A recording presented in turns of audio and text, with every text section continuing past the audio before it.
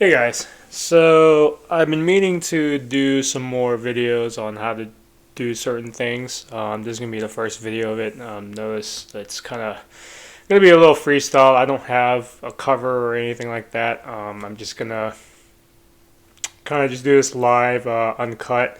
Forgive me if I ramble, but also disclaimer, I am not a financial advisor, professional trader, or anything. This is just how I view things and do things with trading. Okay? Alright, so this one is going to be about, I'm going to do one on entry and exit and how to draw, um, support and resistance and that kind of stuff and what I'm looking for. So I'm just going to be talking out loud and narrating as I do analysis. Alright, so usually the first thing I do when I look at a stock, and this, you always want to do this, is look at things at a very large scale, right? To me, a monthly time frame is a good place to start.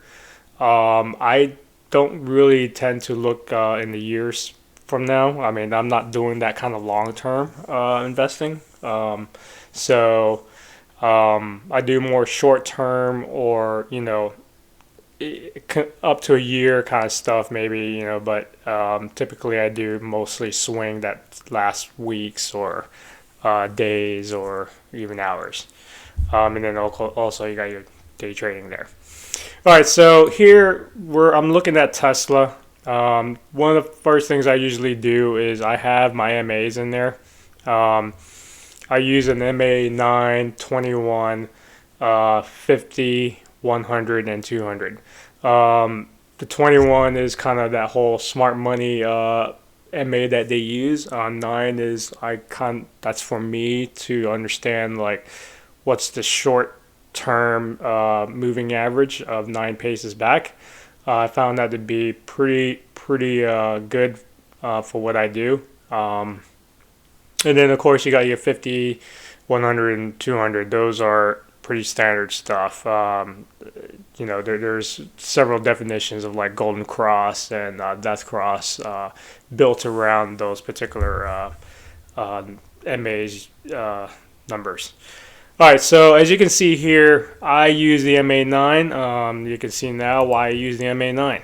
And in any time scale frame, it's usually pretty good at identifying the general park area of where a reversal or a bounce, can happen, right? So this is in the monthly time frame. The bounce occurred at 550. And in this particular month, maybe. Let's see.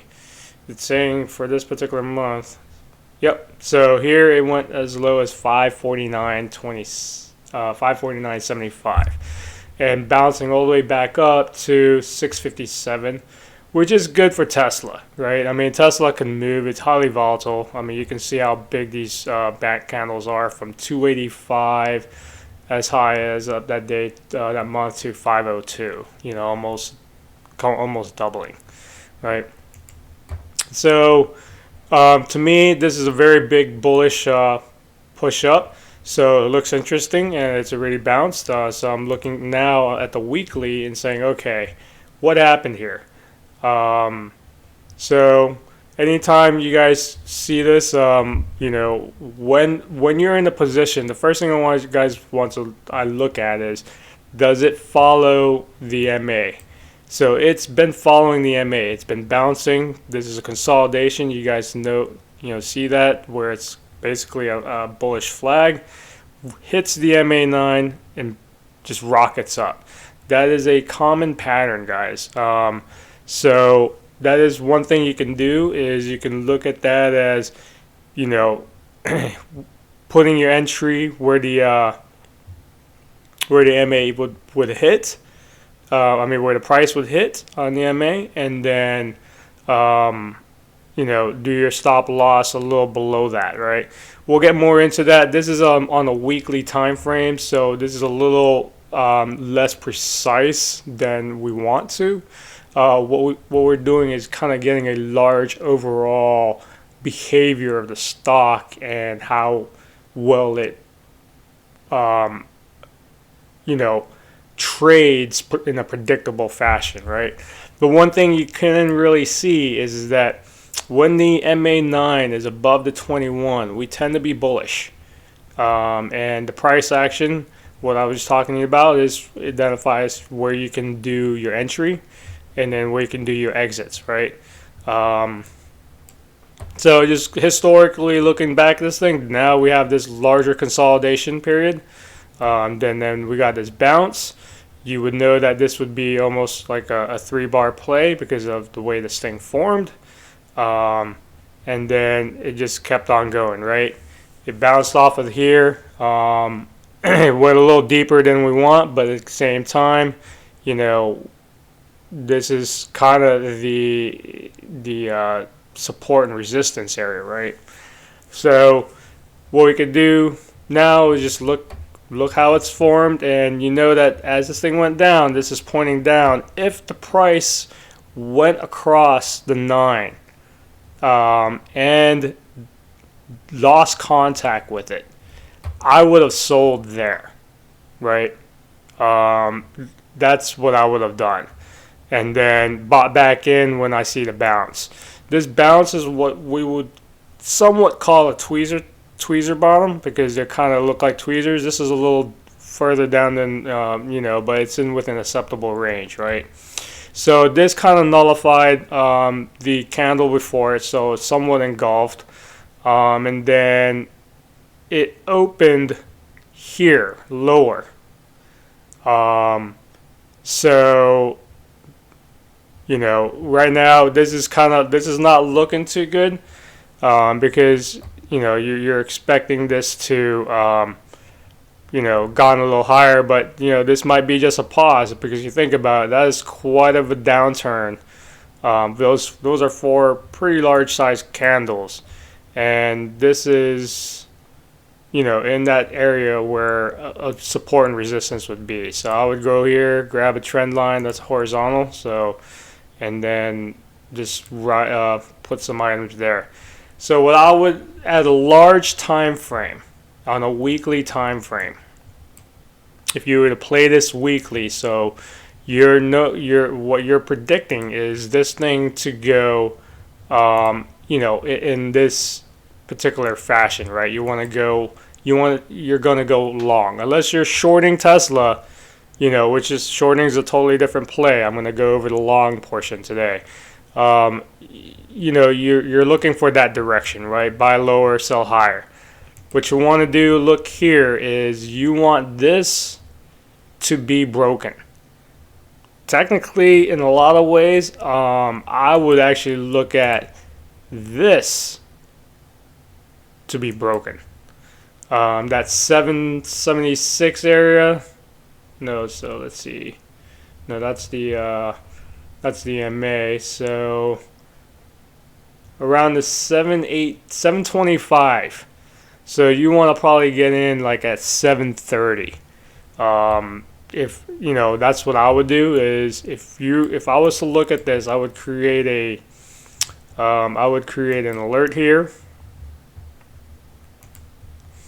and say when the price gets above 700, tell me about it. Okay. So you can put a note here, but that's it. All right, so I want to know that, right? So the entry would be, for me, I would go a little higher, because this is going to cause some level of resistance. This is going to cause quite a bit more resistance. So we're looking for this thing to, in this month, we're looking for it to stay higher. It may just trade sideways for the next week in this range, but hopefully we'll actually go higher next week to what the purple range is at 666. So I'm thinking maybe around the 675 area is where we would end up maybe at the end of this month. Okay, so we're looking for a push up from 654 to 675, finishing off this month, which is in the next week and a half. That's what I would look at. But we'll see, because right now we're in an area that's critical. So we'll see on the daily time frame now what we would expect. So here we saw that the MA9 came below the 21, is looking to curve up. So the expectation is for it to go higher. So that's what we're looking at, that trend to be going up to like that 775 area, right? So, and non-coincidentally, that's where the 50 is on the daily time frame, right? So these things somewhat kind of align to each other. So here, so the push down came. We look like, we landed in the same area before from support. So let's see what kind of, support that's there. There was some consolidation a little bit area here. So that is providing some support, and that's pretty much it. So we're currently here. I wouldn't be surprised if we, in the next week we go all the way back up to 700, and start moving the way back up. But I think this area is going to be quite a bit of chop, unless there's something of a big catalyst, I guess, for Tesla. Tesla is it's pretty volatile because there's a lot of shares circulating in Tesla, and also there's a lot of players on both sides. There's a lot of short sellers. There's a lot of people who are long, who believe in the company like years and years from now, right? So there's a lot of big players in that. ARK is one of the big ones. Shamath is another. So there's a lot of places. Now it being in the S&P 500 for quite a bit of time, hedge funds across is just had to buy it. So that's the thing about the inclusion of the S&P 500.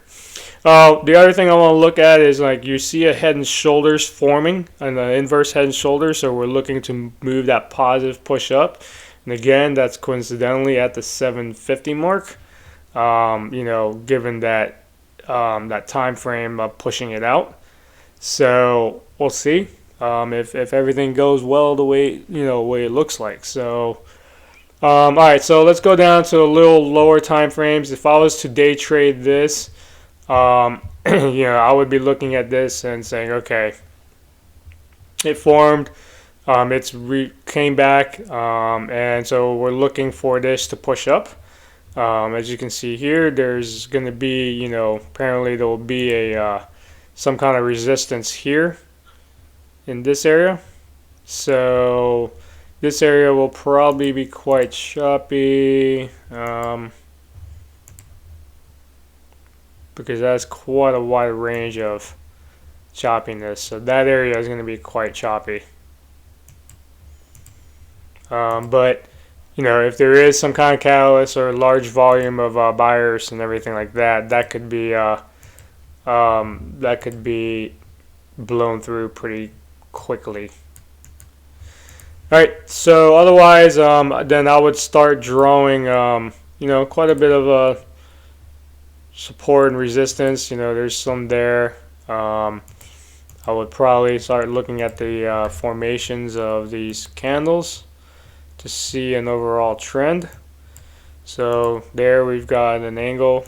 We'll go ahead and copy that to see the lower portion of that channeling. All right. So there it is. I mean, you're going to have some level of resistance here also.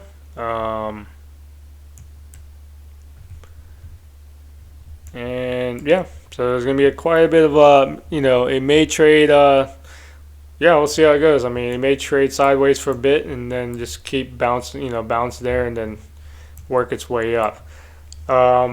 not really sure what caused this, so I haven't really been keeping up with Tesla as far as in a daily to know what's being reported on them on the news basis. So I assume either the market had its way with it, which there's no, the market has been very influential. So overall, it always will be. So we'll see. This is the way. You know, I would look at this. So I would, if I was to go on this, you could actually probably take a position now if you're aggressive. Set it to where you open there, and then I would say have a stop loss at around you know 649 or 648.90. So that would be an aggressive entry. This, to tell the truth, I would probably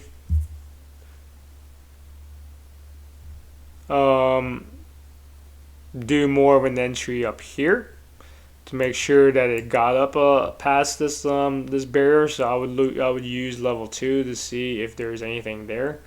So I would actually, yeah, actually I would actually take it above this MA 200. That's I just saw that now.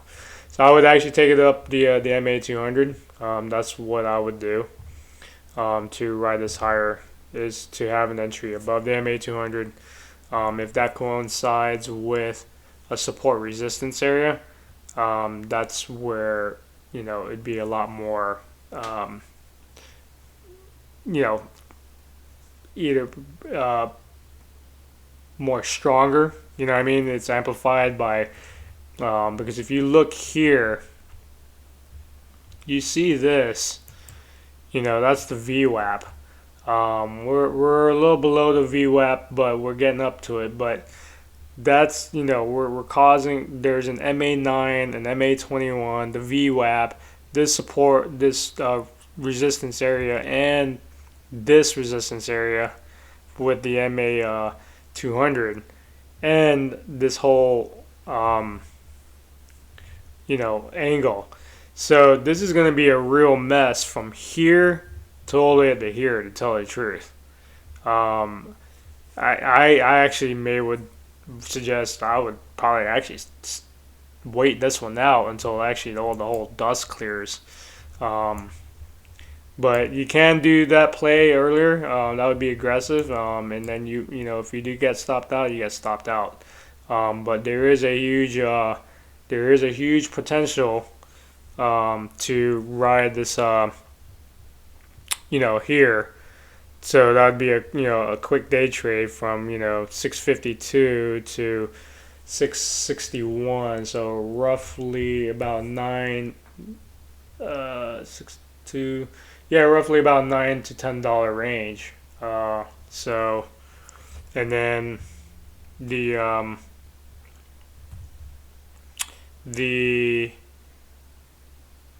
you can actually tighten up your stop loss to be on the MA9, to tell the truth. So you can actually start. I would put like my stop loss around maybe 649, 650, or even up to anywhere around there, just below the stop, the MA9 for a stop. So, but this will probably move during pre-market, so you won't be able to do that kind of execution. So I'd be careful, but you have to wait and see where it gets to on opening bell. So otherwise, yeah, that's kind of like the entry I would see. What you could do now is drill down to the 5-minute mark and see how this is forming. You see how this channeling failed.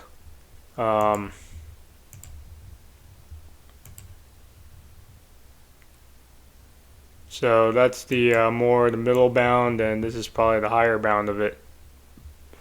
Um, so you have to, this would be definitely aggressive if you got in right now. So I would say I'd wait up to the 655 area to see for an entry, and then I would also be very cautious about this area. So that, tell the truth, the best thing to do is actually wait and see if it clears that area, and then go from there.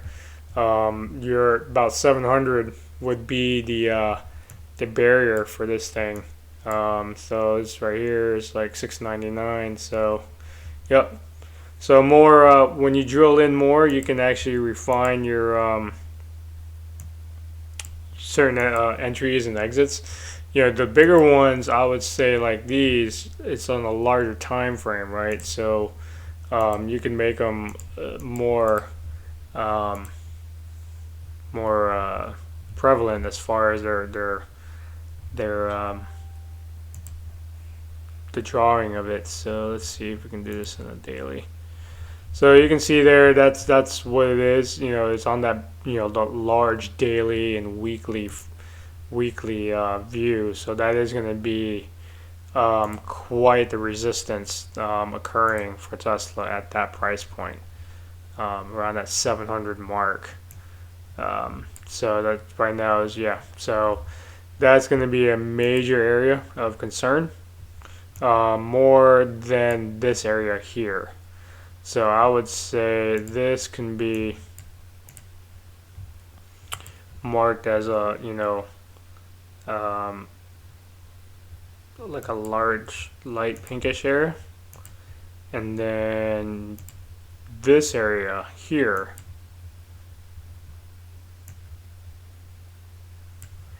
is going to be very, very volatile.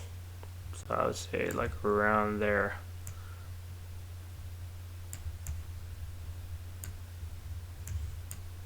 Right. So that's kind of things that I would do to identify that, for me, this may, this, there is quite a bit of upside. If it, when it does make it here, it will make it there.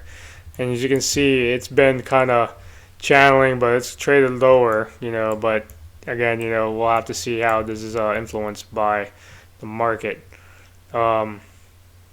If you look at this very bottom line here, I'm just going to put one there just for a second. This is a great support area. As you can see, from here to here, that's roughly a 50% retracement, right? So it has done its retracement. So this might be a pattern from something bigger. So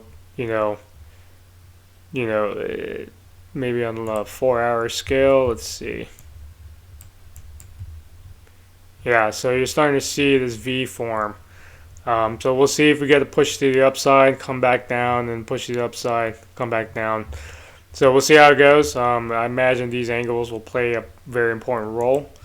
So yeah, other than that, guys, I mean, you can drill down to how you want to be able to do your entry. This is, personally, I wouldn't trade this until it got past this point. Because right now, with the influence of the market, it can drop back down to this, down to here. So I would, see how it unfolds. I mean, right now on a 5-minute scale, it is trading sideways, but from a good bull pattern. And this is the pattern from the market. So down, there it is. And that's what this did, down and tried sideways. So I would say I definitely would watch the NASDAQ, the SPY, see how I would look at that and simultaneously with Tesla as I trade it. Okay, so again, guys, you would want to wait to have it. Your entry should be a place where you want to have it to where it has to trade higher. This is, for me, if it was a longer term, I would say I'd wait for this to cross over the $7 mark. Well within the range for me to get in, because there is going to be a lot of chop that's occurring here. This is going to be a very big area where a lot of things going. But if you are a day trader and you see the channeling, that's definitely something healthy to see, and hopefully the pattern keeps up for you and you can be able to trade that. All right. Otherwise, guys, that's pretty much it. Hopefully this helped you. I'll try to do a lot more of these. They're going to be kind of more freestyle this, but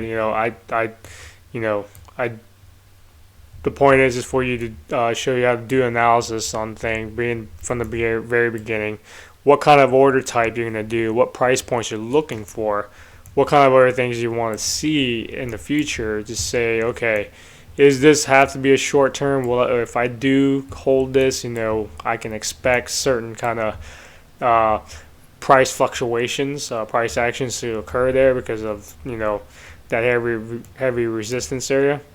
Okay. Other than that, I didn't show the MACD and the RSI. I figured it was going to be just like everything else. It's just going to be in the fair value area where it can go either way, right? So again, that's what this thing is going to do. So right now there are things showing that it's going to go to the upside, but with the heavy influence of the market, the way things have been, I wouldn't count on that too much. I would play it, hour by hour, and see where things are going. And I would say once it starts to move, definitely start moving, doing your stop loss as you move towards it, right? So speaking of that, let's kind of go into that a little more. So if I was like, let's say, I just moved this. I think this is it. All right, I'll look at that later. So if I was trading this, I would look at if I traded that and how I would do the stop loss. So let's take a look at this.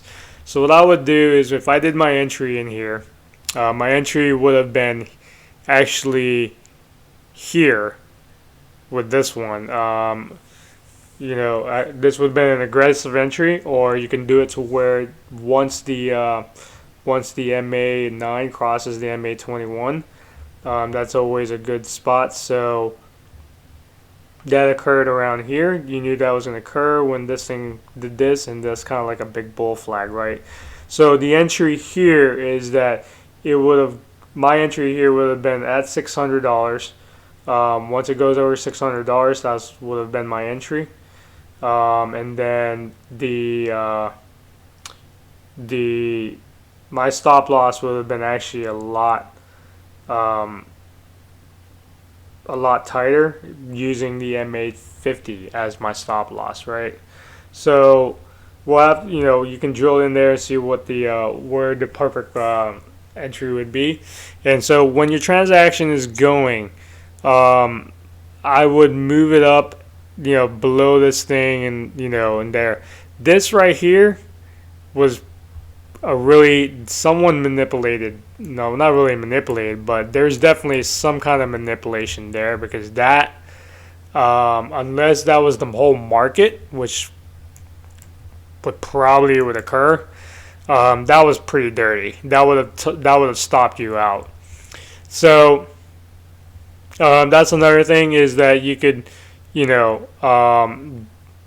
that would have, if you weren't aggressive in your thing, you could have just kept it under the MA 50 until it went back up, right? But again, so if this was to play out normally, I would always do the bottom of the wick, just a little below the bottom of the wick of the previous candle, until I get stopped out, using that kind of mindset, right? So here, like if this was to keep going, if I was playing this, I would look at this as it did not go lower than 50%, so that was healthy, and then it's moving back up. So again, this is like a 3-bar play. It started moving up and it moved up again, and you know that after so many candles going up, this has to take a rest, right? So that's why that piece is there, that heavy resistance is. That's why it got rejected. It pierced through it a little bit, but got rejected back down. And then it's kind of been trading sideways ever since for a while. All right, so that's what I'm saying. There's just a lot of selling pressure up here.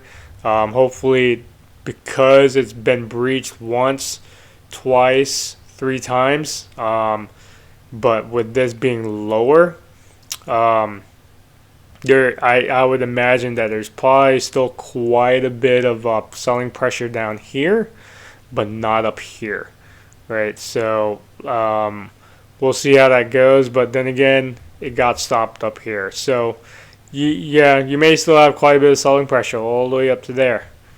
So yeah, Tesla's gonna be quite choppy. That might be good something if you like to do day trades and whatever. But I would look at doing these kind of things. And in a micro, more smaller interval, you can follow that to where, the general rule still applies, right? This would have been where the entry would have been, and as soon as you see that these are going to be like the resistance, you will see unfolding that it's having a hard time getting through. I would sell out actually when it's up there. That's the way I would do it in a price action kind of thing. Wait for the thing to go down, and then I would have had my entry here. This is definitely was really ugly. So yeah, and then I would have done the same thing again, knowing that this would have occurred. From here, you could actually see, you can do your miniature trend lines or whatever, but because this is going to be this is the second time, you'll see that this is going to be an issue for it. So it's going to hit again, and finally broke through. As you see, as the lower highs, the lows are going higher lows. Sorry. So, but yeah, and you can see just the pattern going through as it channels all the way up. And now it's losing steam in the channel, and now it's traded sideways. So I'd wait to see how that would do, see what kind of what pre-market does, and then just watch out for opening bell, because that's always volatile. But hopefully the market will be good. So otherwise, guys, sorry if I rambled. Definitely quite a lot of information there. Hopefully it helped you. If it did, please give me a thumbs up. Help support the channel. Like and subscribe, and then if there are certain parts that you want me to go over more in depth, please leave a comment below, and we'll see what we can do. Alright, guys. Otherwise, take care. Have a good night. Bye.